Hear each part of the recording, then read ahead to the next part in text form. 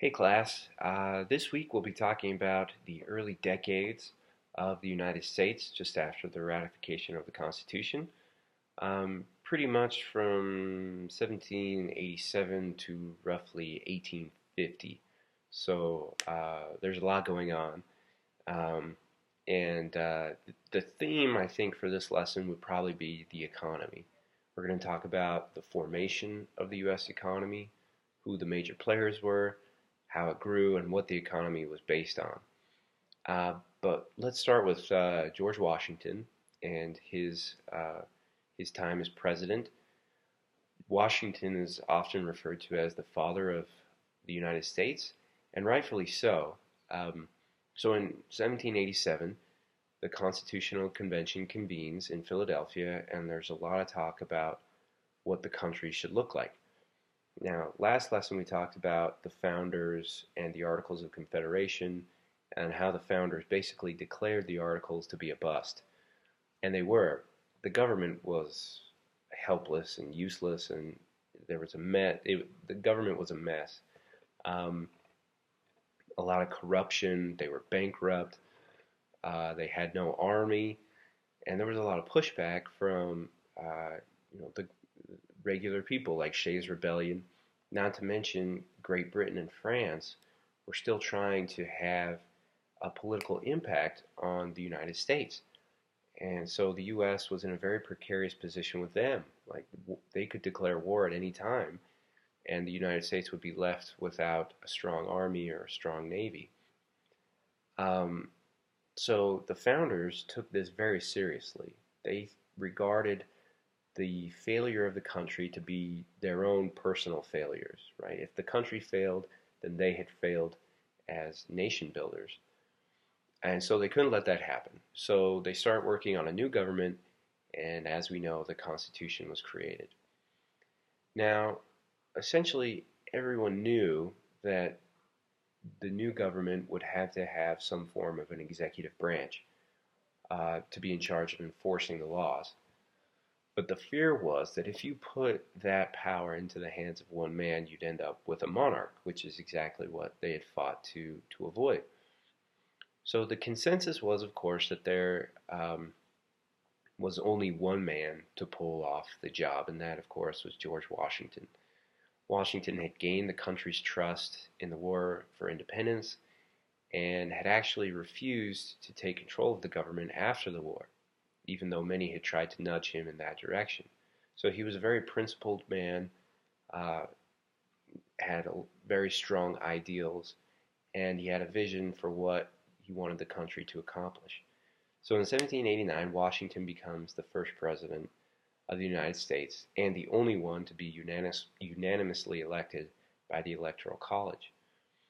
And so for his cabinet, he put together a real crack squad of uh, leading men in America. You had Thomas Jefferson as Secretary of State, Alexander Hamilton as Secretary of Treasury, Henry Knox as Secretary of War, and a guy named Edmund Randolph as Attorney General.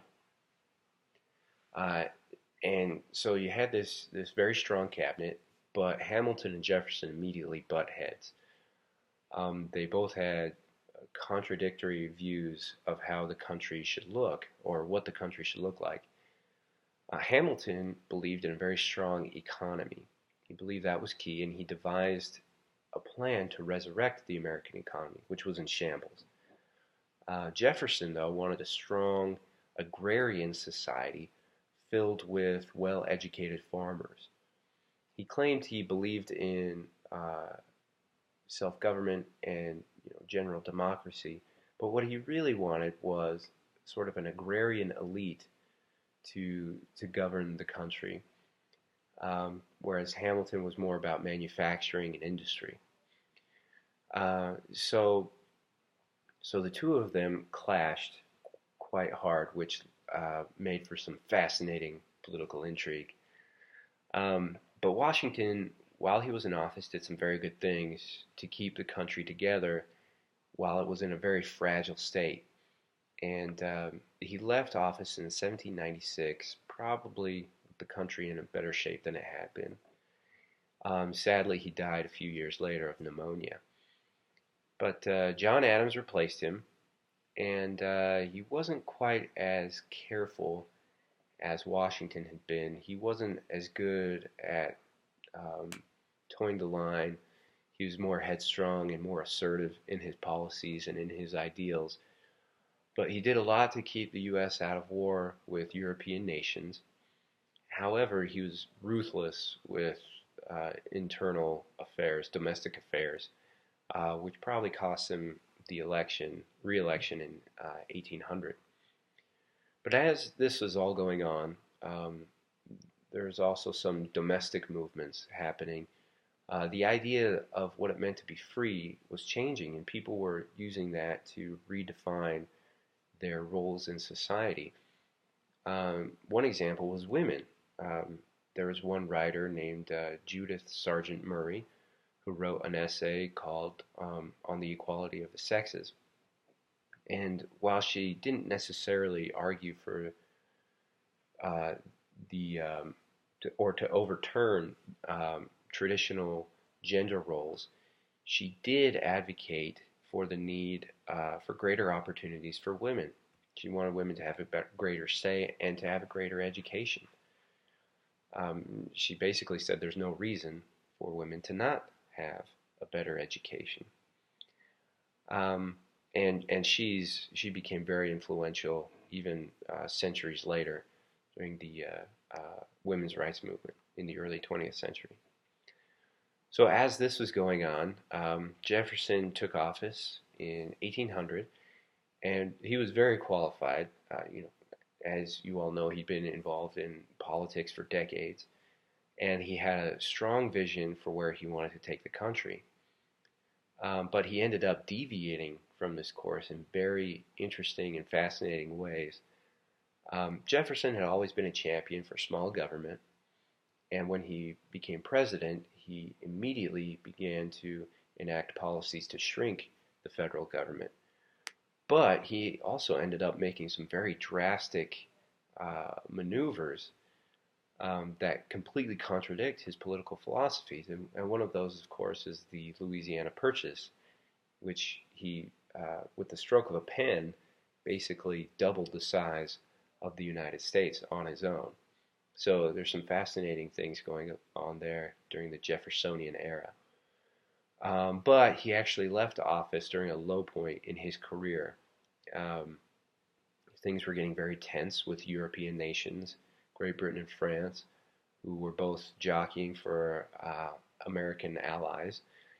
And so when he left office in 1808, things were basically a mess, and his successor, James Madison, was left to clean it up. Now, James Madison was a brilliant guy. He was probably the most influential character in formulating the Constitution. So, again, you'd think he was very qualified to be president. And he had always been against war because he believed that war led to too strong of a military, a national debt, and just some other things that contradicted his political ideals.